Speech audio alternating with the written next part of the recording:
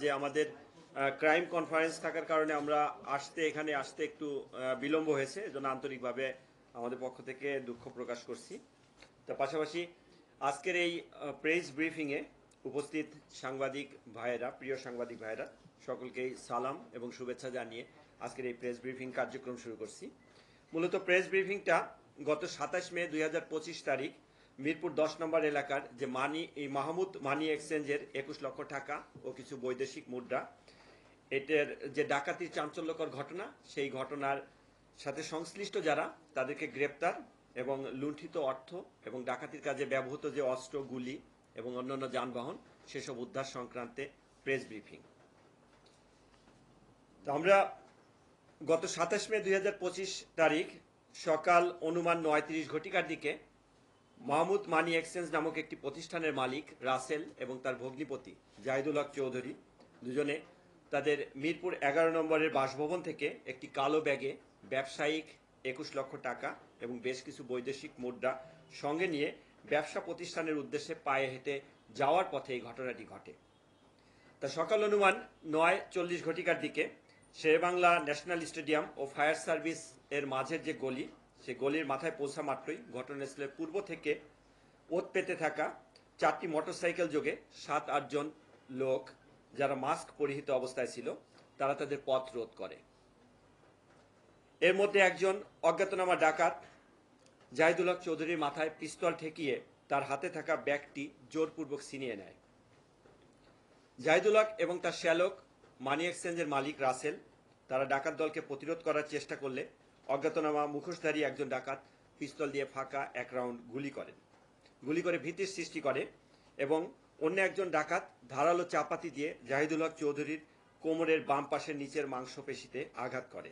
চাপাতির আঘাতে তিনি গুরুতর জখম হয়ে রাস্তায় লুটে পড়ে এবং অজ্ঞাতনামা ডাকাতটা টাকার ব্যাগটি নিয়ে 4টি মোটরসাইকেল যোগে দ্রুত ঘটনাস্থল থেকে চলে যায়।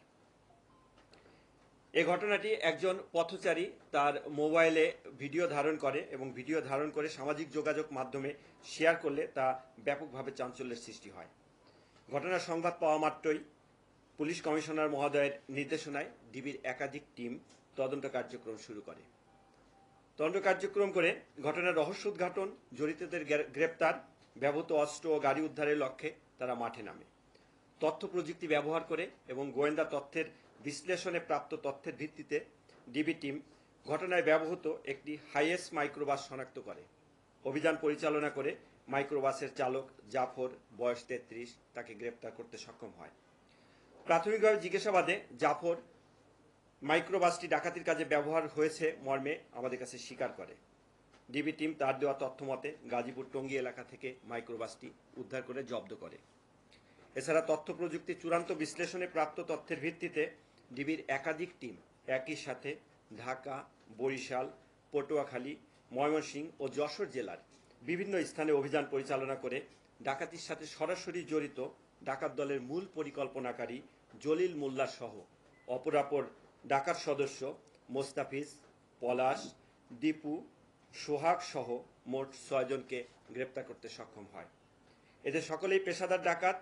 তাদের বিরুদ্ধে ঢাকা মহানগরী সহ দেশের বিভিন্ন স্থানে ডাকাতি, খুন, অস্ত্রসহ বিভিন্ন অপরাধের একাধিক মামলা রয়েছে। গ্রেপ্তারকৃতদের নিকট হতে ডাকাতির লুণ্ঠিত 5,03,000 টাকা, 106টি বিভিন্ন মানের বৈদেশিক মুদ্রা, 2,12,000 টাকা মানের জাল টাকা, ঘটনার কাজে ব্যবহৃত 3টি মোটরসাইকেল, একটি মাইক্রোবাস উদ্ধার করা হয়। এছাড়া ডাকাতির কাজে ব্যবহৃত একটি বিদেশি পিস্তল, 2 রাউন্ড গুলি, একটি চাপাতি ও 3টি খেলনা পিস্তল উদ্ধার করা হয়।